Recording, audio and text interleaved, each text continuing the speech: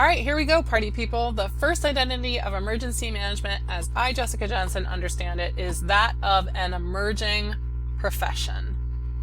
Note the word emerging. I do not believe emergency management has yet attained the status of emergency management profession, despite people using the word profession with respect to emergency management an awful lot. I think we're in progress, but not nearly there yet. My analysis would suggest we have not yet achieved many of the characteristics that are associated with full-fledged professions, to include autonomy over membership, standards for being in the profession, regulating the performance of people within the profession. We don't have that in emergency management. Codes of conduct. We do not have an accepted profession-wide code of conduct as one of the parts of that standards package to which professionals in the field are held accountable. We do not control employment. And I don't mean that any profession controls employment. What I mean is that full-fledged professions, employment within them is merit-based, both getting the job and being promoted through the ranks. Emergency management does not yet have a merit-based system of employment.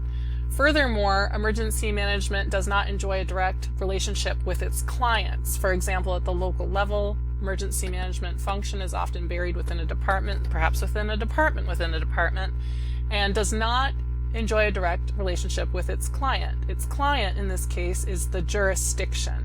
And if emergency management were a full-fledged profession and its client is truly the whole jurisdiction, in the case of the local government emergency manager, then it would be organizationally situated with or directly reporting to the chief administrative or elected official. And that's just not the case nationwide, and certainly not in other emergency management settings otherwise. So lots of things that it doesn't exhibit yet, it being emergency management.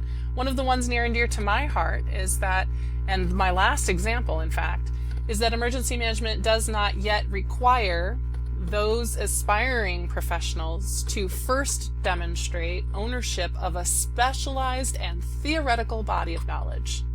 Specialized and theoretical body of knowledge. We don't have that as yet. Now, that's not to say lots of entities aren't working on pieces and parts. In fact, for decades, of course, lots of entities and people associated with those entities have been working really hard on pieces and parts of this picture of what it takes to be or to have an emergency management profession. IAEM has done laudable things with respect to drafting an initial code of conduct that its membership agrees to at the time of becoming a member. That's laudable. We certainly saw IAEM give birth to the CEM, the Certified Emergency Manager Credential, and now the AEM, the Associate Credential. Those are, however, not required for the vast majority of emergency management positions. IAEM is not recognized as the authoritative body for entree into the profession, nor that credential as needed for the entree into the profession. Now that may change over time. I'm not advocating one way or another. I'm simply saying it's just still a work in progress.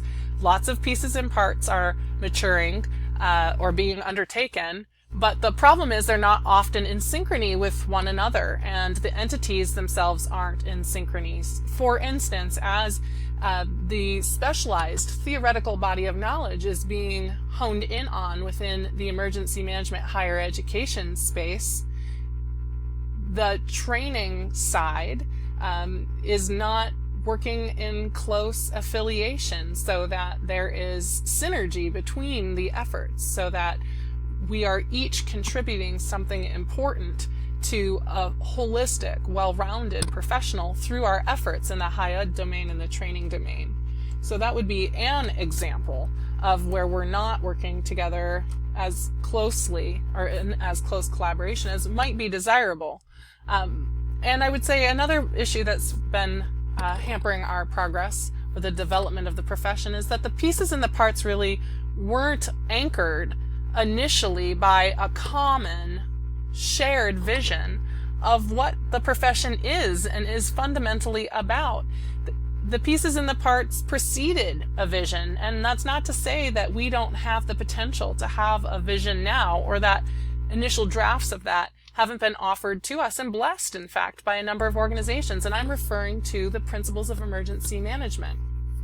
The Principles of Emergency Management document was the product of a working group that was sponsored with, well, really led by the IAEM with the convening power and resources of the FEMA Higher Education Program.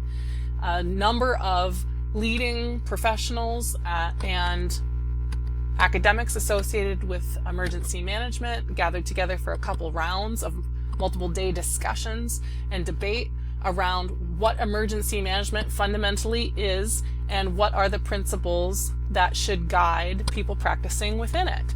They produced a document, again, the Principles of Emergency Management, which was disseminated in 2007. And when it was disseminated, it bore the logos of several of the leading agencies or organizations associated with the development of the profession. That's a big deal.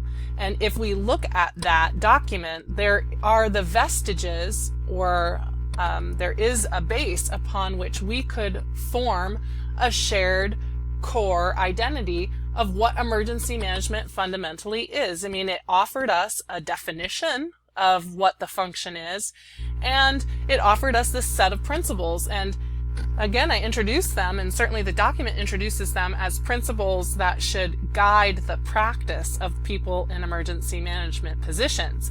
But I would suggest they are far more fundamental value than that they actually, and this is coming from my analysis of the hazards and disaster research literature, I would suggest that these are more than just principles that should guide our practice. They are outcomes that professionals seek to achieve in the organizations and jurisdictions they serve. So I have changed some of the words in the definition provided by the Principles Project. It is beyond the scope and time I've given myself for this presentation to get into the argument about why.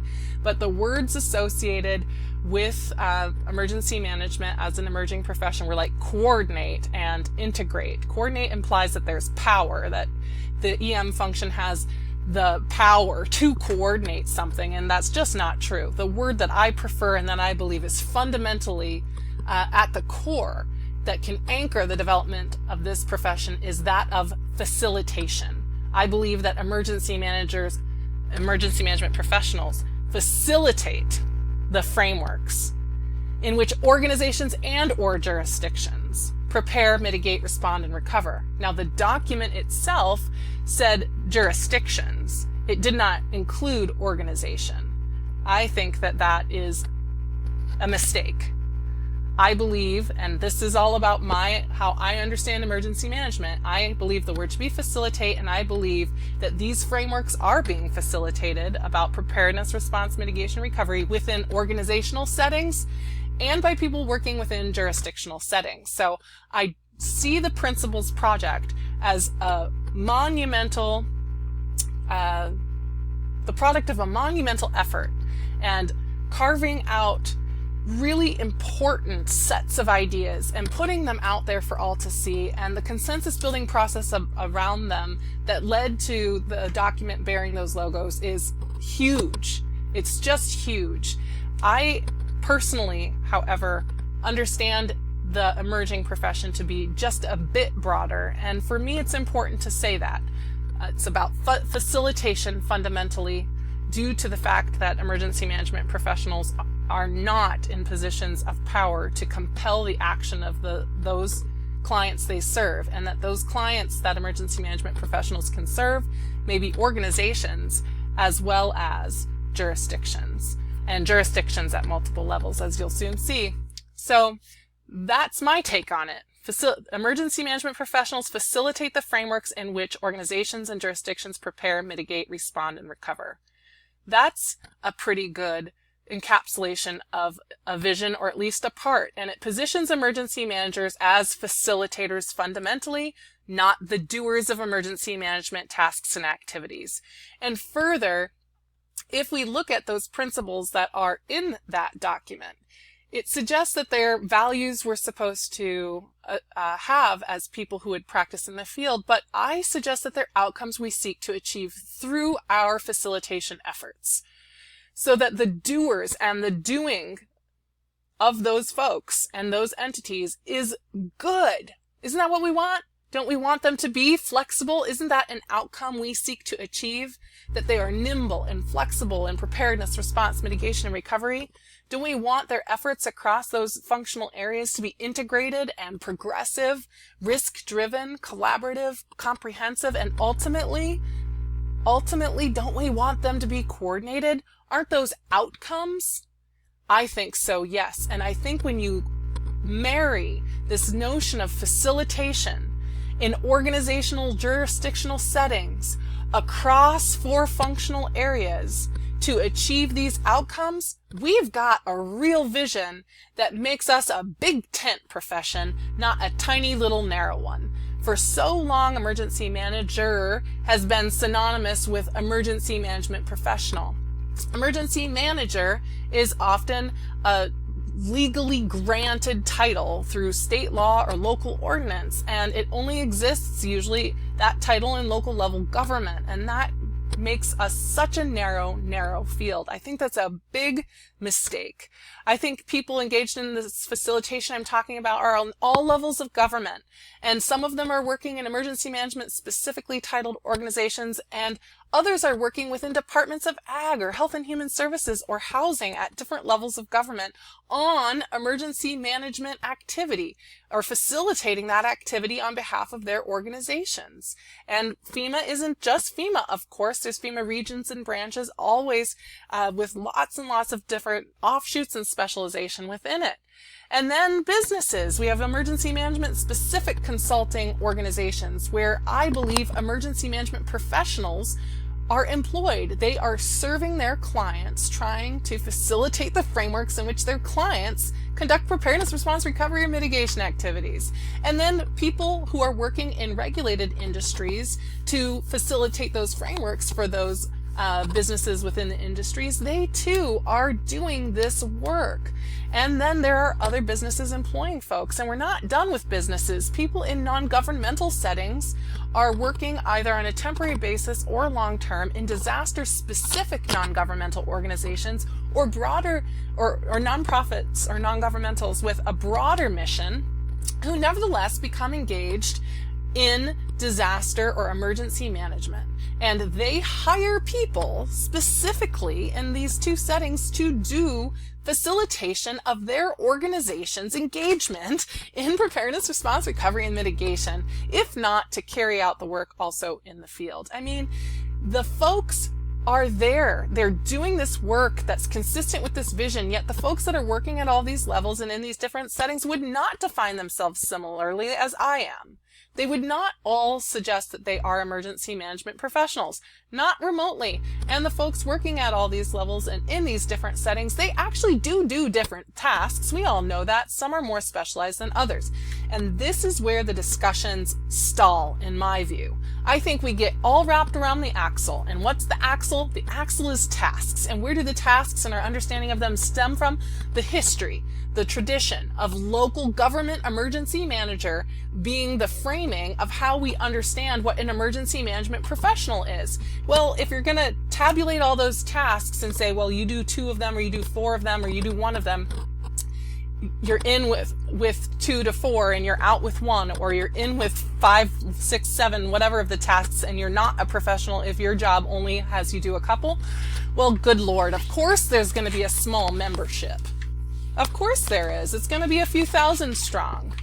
It's not going to be many, many thousands strong if it's so narrowly defined around task. I believe that a better way for us to see advancement of this emerging profession is from a vision. Of course, I'm sharing with you my vision, and I really think that from that and from a conversation that stems from the vision and consideration of common roles, we can then have a conversation about tasks and see training and education and other efforts that are necessary to support professionalization mature and mature faster. And we'll have a big tent group, not a small tent group. More powerful advocacy, more places to exert change, more of an ability to argue for resources. It could be a good thing in my view.